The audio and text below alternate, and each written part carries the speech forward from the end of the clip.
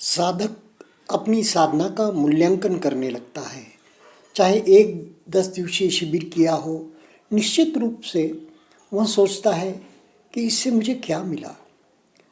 तो वह जनरली सोचता है कि मेरा क्रोध कम हुआ क्या, मेरी वासना गई क्या, मेरा शारीरिक आकर्षण जो है स्वयं के देह के प्रति हो या दूसरों के देह के प्रति हो, कम हुआ क्या, चले गया क्या। कम हुआ क्या तो नहीं सोचता, यह अभी तक गए नहीं, ऐसा सोचकर उसका मूल्यांकन करता है। जैसा कि गुरुदेव हमें पहले दिन के प्रवचन में 24 घंटे हम साधना करते हैं, उसके बाद पहला दिन का अति अमृतमय, मधुर और बहुत ही प्रोत्साहन देने वाला ऐसा गुरुदेव का प्रवचन होता है। उसमें कहते हैं गुरुदेव कि आप विकारों से मुक्त होने यहाँ आए हैं, विकारों से मुक्ति लेने यहाँ आए हैं और तप करने यहाँ आए हैं। कितना महत्वपूर्ण वाक्य है। चाहे जिस उद्देश्य से हम गए हो, कोई रोग मिटाने के उद्देश्य से जाता है, कोई बुरी लत, बुरी आदत, नशापते की आदत, सिगरेट की आदत छूटने जाता है। सचमुच कोई कोई मुमुक्ष साधक विकारों से परेशान है तो विकार मुक्ति के लिए भी जाता है। तो जब वह देखता है कि मेरा शिविर हो गया, गुरुदेव ने कहा कि विकारों से मुक्त होने के लिए आए हैं, तो मैं कहाँ तक मुक्त हुआ। देखता है क्रोध तो आता ही है, वासना भी जागती ही है। तो जब गुरुदेव के वह भी वाक्य याद करना चाहिए जब गुरुदेव कहते हैं कि क्रोध आया, लेकिन उस सघनता से, उस घनता से, उस चट्टान के माफिक तो नहीं आया, या उतनी देर तक तो नहीं चला। क्रोध में कुछ होश तो रहा, बहुत बड़ी जीत हो गई। तो वासना के बारे में भी वही सत्य है। रोग मुक्ति का साधक सोचता है कि मैं अमुक रोग से आया था, रोग मुक्त हुआ क्या। अगर यही व्याकुलता 10 दिन के शिविर में चलती रही तो न रोग मुक्त हो सकता है, न ही उसको शिविर का भी कोई एकाग्रता का, ध्यान का लाभ होता है। तो रोग मुक्ति, यह विकार भी क्या है, एक रोग ही तो है। जन्म जन्मांतर से ये रोग जड़ा है। न हम हमारे विकारों को रोग समझते हैं, न दूसरा कोई विकारग्रस्त हो जाए एक आधे समय पर तो न उसे हम रोगी मानकर उस पर करुणा या मैत्री बरसाते हैं, क्योंकि हम हमारे विकारों को ही रोग नहीं मानते। यह एक जन्म जन्म का व्यसन ही है, यह एक नशा ही है विकारों का, कि जन्म जन्म से मन को लग गया है और वह जल्दी निकलता नहीं है। जो जो विकारों से लड़ने जाते हैं, गुरुदेव अनेक पुराणों से, यहाँ भारतीय परंपरा से, बाइबल से, मोहम्मद पैगंबर साहब की वाणी से भी उदाहरण देते हैं। वैसे ही गुरुदेव तो हिंदू परिवार में जन्मे, पढ़े और उन्होंने अभ्यास भी किया उपनिषदों का, गीता का। तो वे वहाँ उदाहरण देते हैं, काली का उदाहरण देते हैं, रक्त बीज का उदाहरण देते हैं। तो विकारों के जो बीज बहुत गहरे गहरे गहरे जन्मों जन्मों से चले गए हैं, वासना, क्रोध के, ये दो ही विकार मुख्य रूप से दिखते हैं। राग और द्वेष जिसे हम कहते हैं ना, ये दो विकार है। तो ऐसा भी माना गया है कि सिर्फ लोभ ही एक विकार है जो सारे विकारों की जननी है। लोभ पूरा नहीं हुआ कि हम क्रोधित हो जाते हैं, और लोभ के विपरीत चीज मिले तो हम दुखी हो जाते हैं और व्याकुल भी हो जाते हैं। तो इस प्रकार ये लोभ जो है, हमारे पास से कोई चीज़ चली गई कि हम दुखी हो जाते हैं, लोभी है। और कुछ चीज़ मिली नहीं, दूसरे के पास दिखी कि तुलना करके हमें चाहिए करके हम दुखी हो जाते हैं। और आगे जाए तो राग और द्वेष दो ही है। तो ये राग और द्वेष दोनों में भी, द्वेष में क्रोध है और राग में काम वासना या वासना है। तो यह वासना का तो विकार प्रिय लगता है, यह कब कब मिल जाए ऐसी एक इच्छा, कामना जगती है। पुरुष हो तो नारी की, नारी हो तो पुरुष को देखकर कामनाएं जग जाती है। क्रोध का तो भी अप्रिय विकार है या द्वेष का विकार है, तो यह जलन लाता है, तो पश्चाताप भी लाता है। और दोनों ही विकार, वासना हो चाहे क्रोध हो, दोनों भी पश्चाताप लाते ही हैं और व्यक्ति को व्याकुल बनाते हैं। ये जो विकार है व्याकुल बनाते हैं मन को, मन का जो एक शक्ति है उसका क्षय करते हैं, शरीर की शक्ति का क्षय करते हैं। इसलिए तो इन विकारों को मन के शुद्धता में अशुद्धता मानी गई है। शुद्ध मन में ये अशुद्धता फैलाते हैं, इसलिए इन विकारों को जड़ों से बाहर कर दिए तो मुक्ति ही मुक्ति है। तो इन विकारों का निस्सरण पहान हो जाए, समुच्छेद पहान हो जाए, इसलिए हम विपश्यना ध्यान साधना कर रहे हैं। इन विकारों के नशे से मुक्ति मिल जाए, इन विकारों के रोगों से हम मुक्त हो जाए, ताकि जड़ों से दुख का निपटारा हो जाए और मुक्ति की ओर हम अग्रसर हो जाए। तो इसके लिए पुराणों में भी यह कहा गया है, जैसे जैसे हम इन विकारों से लड़ाई मोल लेते हैं, लड़ाई मोल लेते ही ये विकार हमारी भी शक्ति ग्रहण कर लेते हैं और हमारी आधी शक्ति इनमें चली जाती है, हम निर्बल हो जाते हैं और यह विकार सबल हो जाते हैं। जैसे ही इन विकारों को हमने महत्व दिया, साधना करने बैठे हैं और ऐसा कोई विकार धम्म जागा, मन में कोई वितर्क जागा और विचरण करने लगे, तो हम हमारी शक्ति उस विकार को दे रहे हैं। जैसे पहले कोई राक्षस है तो वह कोई लड़ने आता तो उसकी आधी शक्ति ले लेता था राक्षस, उसे निर्बल बना देता था। जो जो आप राक्षस से लड़ाई लो तो वो राक्षस बलवान होते जाता था। इस प्रकार की कहानी आती है ना, वैसे ही विकारों की बात है। विकारों से जो जो हम लड़ाई लेंगे तो वो विकार प्रबल होते जाएंगे। तो उन्हें महत्व नहीं देना, यही लड़ाई जीतने का हथियार है। साक्षी भाव से उन्हें देखना, शरीर की संवेदनाओं पर उन्हें देखना, यही तो लड़ाई से जीतने का एक मुख्य हथियार है। और इससे लड़ाई जीती भी जाती है। भगवान बुद्ध ने दुखों से मुक्ति पाकर निर्वाण प्राप्त करके सम्यक संबुद्ध बन के सिद्ध भी कर दिया दुनिया को। और अनेकों करोड़ों लोग 2500 साल से इस मार्ग पर चलकर विकारों से मुक्त हो रहे हैं। तो यह जो हमें देखना है दृष्टा भाव से, तटस्थ भाव से विकारों को, यानी कि जब मन में कुछ जागा तो वेदनाओं के सहारे उसे अपने शरीर पर देखना है। गुरुदेव कहते हैं ना, जब हम व्यवहार में भी जाते हैं, साधना में नहीं है, व्यवहार में जा रहे हैं, तो भी क्या करना चाहिए, जिस अंग में ज़्यादा हलन चलन है उसका हम, यानी कि एक दृष्टा भाव से उसकी हलन चलन का एक इरियापद जैसा हम उसे जाने।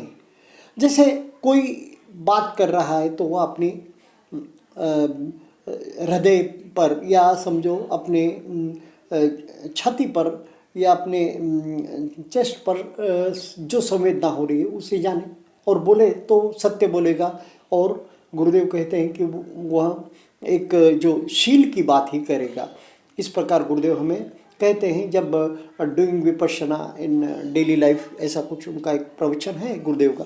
तो हमें चाहिए कि जब कोई विकार जागे, जहाँ कहीं भी हम हो, सो रहे हो, ध्यान में हो, तो हम उस विकार को एक दुय्यम स्थान देकर उस विकार में न बहते हुए उस वक्त हमारे शरीर पर क्या संवेदना हो रही है उसे पूरी प्राथमिकता दे, उस संवेदना को दृष्टा भाव से तटस्थ होकर देखें, तो हम उस विकार को बाहर से देख रहे हैं, उसमें बह नहीं रहे हैं, उसकी गति क्षीण हो जाएगी, उसे ब्रेक लग जाएगा, चाहे क्रोध हो चाहे वासना हो।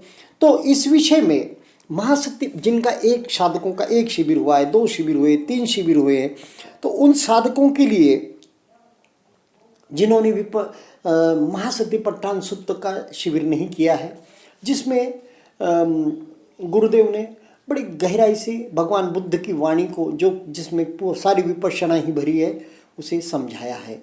तो उन साधकों के लिए, और जिन्होंने शक्तिपट्ठान शिविर किया है फिर भी उनका ध्यान नहीं गया कि वासना से कैसे बाहर आए, वासना के विकार से कैसे हम निजात पाएँ, तो उनके लिए मैं कुछ गुरुदेव के अंश ही यहाँ पर पढ़ता हूँ महासतिपट्ठान सुत्त के प्रवचन में से।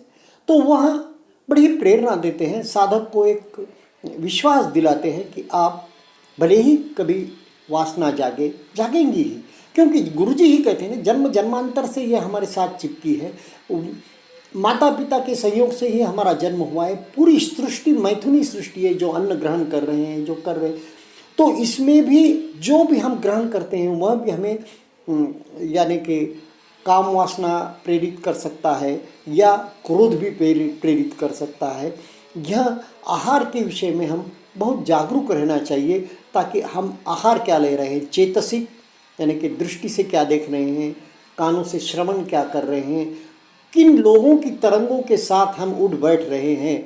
तो इसलिए सदैव हमें साधक को यानी कि भौतिक आहार तो है ही, लेकिन चैतसिक आहार के प्रति भी सजग रहना चाहिए, शाकाहार लेकर रहना चाहिए। तो मैं पढ़ूंगा, एक प्रकरण है जो कि कायानुपश्यना में चौथा प्रकरण है, प्रतिकूल मनसिकार पर्व। इसमें गुरुदेव क्या समझाते हैं? मनसिकार का अर्थ होता है चिंतन मनन, संकल्प विकल्प। यह चिंतन मनन सम्यक प्रकार का भी हो सकता है और गलत प्रकार का भी हो सकता है। सम्यक प्रकार का चिंतन मनन कहलाता था योनिसो मनसिकार, और गलत प्रकार का चिंतन मनन कहलाता था अयोनिसो मनसिकार। योनिसो मनसिकार से मानस के ऊपरी स्तर की सफाई होती है, पर अंतर्मन की गांठें नहीं खुलती। ये गांठें प्रज्ञा का कार्य करने से ही खुलती है। अयोनिसो मनसिकार न केवल गलत रास्ते की ओर ले जाता है, बल्कि मन पर नया मैल चढ़ाने में भी सहायक बनता है। अयोनिसो मनसिकार यानी कि प्रतिकूल अयोनिसो मनसिकार में हम काम वासना के प्रति विचार करने लगते हैं, या धम्म वो छा जाता है हमारे मन मानस पे, या क्रोध का, किसी से द्वेष का विकार छा जाता है। तो यहाँ जो अष्टांगिक मार्ग है ना हमारा, सम्मा दिट्ठी, तो सम्मा दिट्ठी में तो 4 आर्य सत्य का हमें जानना चाहिए, उसे समझना चाहिए, कम से कम श्रुतमय प्रज्ञा के लेवल पे।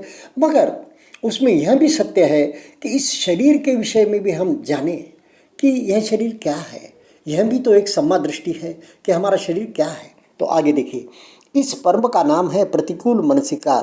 प्रतिकूल किस मायने में? कोई व्यक्ति काम वासना के विकारों में बहुत ज़्यादा डूबा हुआ हो तो ध्यान करने के लिए बैठते ही उसके मन में काम वासना से संबंधित चिंतन मनन शुरू हो जाता है। पुरुष हो तो नारी का और नारी हो तो पुरुष का। भगवान सर्वज्ञ होने के कारण साधक की मनस्थिति भांप लेते थे और उसे ध्यान करने के लिए वैसा ही आलम्बन देते थे जिससे उसके रास्ते की अड़चनें दूर होती चली जाती। विचाराधीन पर्व इसी उद्देश्य की पूर्ति के लिए है। जब किसी व्यक्ति के मानस में काम वासना के अनुकूल चिंतन चल रहा हो तो वह समाधि का काम नहीं कर सकता। प्रज्ञा के काम का तो प्रश्न ही कहाँ उठता है। अतः काम वासना के अनुकूल चिंतन को काम वासना के प्रतिकूल करना अभिष्ट हो जाता है और अनिवार्य हो जाता है। इसके लिए भगवान ने मानव शरीर की 32 प्रकार की गंदगियाँ गिनाई हैं, जिनका चिंतन मनन करने से काम वासना के चिंतन में रोक लगती है और वह इससे प्रतिकूल दिशा में चलने लगता है। शरीर की गंदगियाँ हैं केश, लोम, नख, दांत, मांस, नसों का जाल, हड्डी, पीप, लहू, लार, पसीना, मल, मूत्र इत्यादि। सिर से लेकर पांव तक यही कुछ है और कुछ नहीं। ऐसी कोई वस्तु नहीं है जो सुंदर कहला सके। अतः इन गंदगियों के प्रत्यवेक्षण से साधक का वासनाओं के अनुकूल चिंतन वासनाओं के प्रतिकूल होने लगता है। यहाँ यह ध्यान देने योग्य है कि वासनाओं के अनुकूल चिंतन को वासनाओं के प्रतिकूल बनाने के लिए भी असत्य का आधार नहीं बनाया गया है। जैसा कि शरीर की गंदगियाँ एक प्रत्यक्ष सत्य है, अस्तु जब साधक हर गंदगी को अलग अलग करके इस पर चिंतन करता है तब आगे जाकर एक ऐसी अवस्था आ जाती है जब चित्त एकाग्र होने लगता है। विपश्यना का काम उसके बाद ही शुरू होता है। यदि विपश्यना का काम रंच मात्र भी न किया जाए और चित्त की एकाग्रता को पुष्ट करने के काम में ही लगे रहा जाए तो समाधियाँ प्राप्त होने लगती हैं, जिन्हें उन दिनों की भाषा में ज्ञान ध्यान कहा करते थे। ये ध्यान 8 प्रकार के होते थे। पहला ध्यान, दूसरा ध्यान, तीसरा ध्यान, चौथा ध्यान और फिर इसके आगे 5वां, 6ठा, 7वां और 8वां।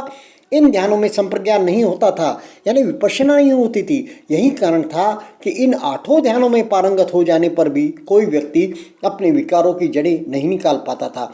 ऐसा भी नहीं था कि इन ध्यानों से मन की सफाई बिल्कुल ही नहीं होती थी, काफ़ी सफाई होती थी, परंतु अंतर्मन की गहराइयों में दबे हुए अनुशय क्लेशों की उदीर्णा नहीं होती थी। इन ध्यानों की वहाँ तक पहुँच नहीं थी और इसी कारण जन्म जन्मांतर से साथ साथ चलने वाले पत्थर की लकीर वाले गहरे गहरे संस्कार जो नए से नया भाव देते रहते हैं, दबे रह जाते थे। आठों ध्यानों में निष्णात व्यक्ति ऊंचे से ऊंचे लोक को भी प्राप्त कर सकता था, जिसे भवाग्र कहते थे। वहाँ वह कल्पों तक सुख शांति का भोग कर सकता था। परंतु जैसे ही भोग की अवधि समाप्त होती, अनुशय क्लेशों में से कोई न कोई अपना सिर उठाता और उस व्यक्ति को फिर नीचे की किसी लोक में जन्म लेकर पूर्ववत भाव संसरण करना पड़ जाता। भगवान ने संप्रज्ञान की खोज की, विपश्यना की खोज की, शरीर पर होने वाली संवेदनाओं के आधार पर उदय वे को देखने वाले काम की खोज की। जब कोई व्यक्ति वेदनाओं के आधार पर सच्चाई को देखकर उसके उदय वे को देखने लगता है, तब वह वस्तुतः अंतर्मन की गहराइयों तक पहुंच जाता है। इस काम को करने वाले हर व्यक्ति को यह बात खूब स्पष्ट हो जाती है कि हमारा अंतर्मन, भीतर वाला गहराइयों वाला मन प्रतिक्षण शरीर की वेदनाओं के साथ जुड़ा रहता है। सोते जागते, चलते फिरते, खाते पीते, हर अवस्था में इनके साथ जुड़ा रहता है और इन वेदनाओं को अनुभव करता रहता है, और फिर अनुभव करके ऐसा स्वभाव बना लेता है कि जहाँ वेदना सुखद लगती है वहीं राग जगाता है, और जहाँ दुखद लगती है वहीं द्वेष जगाता है और प्रतिकार करता है। यह उसका दृढ़ स्वभाव हो जाता है। भगवान ने मानस के इस दृढ़ स्वभाव को तोड़ने के लिए ही संप्रज्ञान की खोज की। उन्होंने अपने समय में प्रचलित अनेक प्रकार की साधना विधियों का प्रयोग किया, परंतु हर बार यही अनुभव हुआ कि अंतर्मन की गहराइयों में अनुशय क्लेश, या यूँ कहे कि भवबीज तो बने ही रहते हैं। अतः वे अपने भीतर खोज करते करते इस निष्कर्ष पर पहुँच गए कि इन अनुशय क्लेशों को समाप्त करने का एक ही तरीका है, और वह है कि शरीर पर होने वाले वेदनाओं के सहारे अनित्य बोध जगाओ, क्योंकि इन वेदनाओं का गहराइयों वाले मन से बड़ा गहन संबंध है।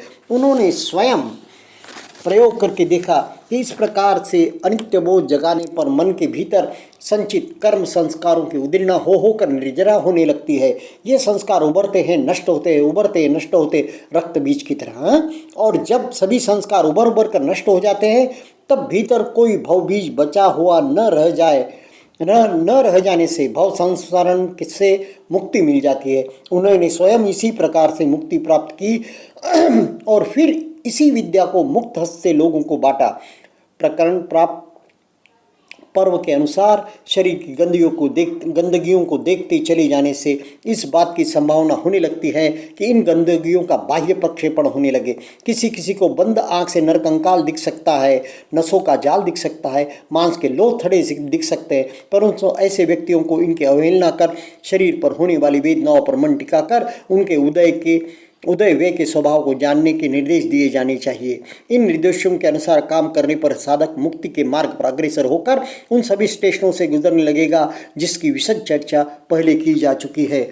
मित्रों, साधकों, हमारी विपश्यना की जो परंपरा है, गुरुदेव सत्यनारायण जी गोयंका की, सयाजी उबाखिन की परंपरा में, सया तेजी जी की परंपरा में और लेडी सयाड़ो जी की परंपरा में, हम प्रमुख जो हमारा स्थान है वह है सांस को देखना और उसके बाद संवेदनाओं के यानी कि वेदनाओं का तटस्थ रूप से देखना। हम इन चीज़ों का आश्रय नहीं लेते जो कि अभी आलम्बन दिया गया है किसी भिक्षु को कि उसकी काम वासना या उसके मन में जगे विकारों को देखते हुए वह आलम्बन शरीर का है, शरीर की गंदगियों का है, अशुभ चिंतन है। गिरिमानंद में भी इसके बारे में उल्लेख आया है।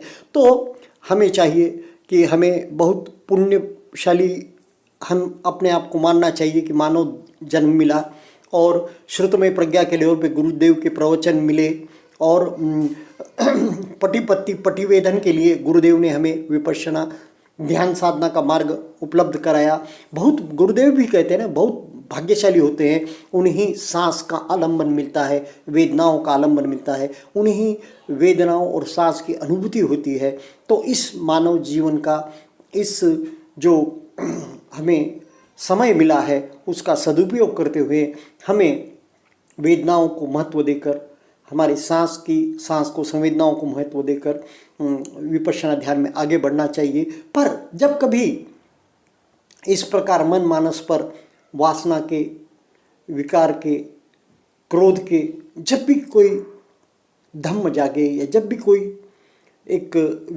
विचार जागे, तब हमें सारा महत्व वेदनाओं को, सांस को देना चाहिए और शरीर की अशुभ चिंतन जो है, शरीर का गंदगियों का चिंतन भी करके सम्मा दृष्टि प्राप्त करके आगे बढ़ना चाहिए। धन्यवाद।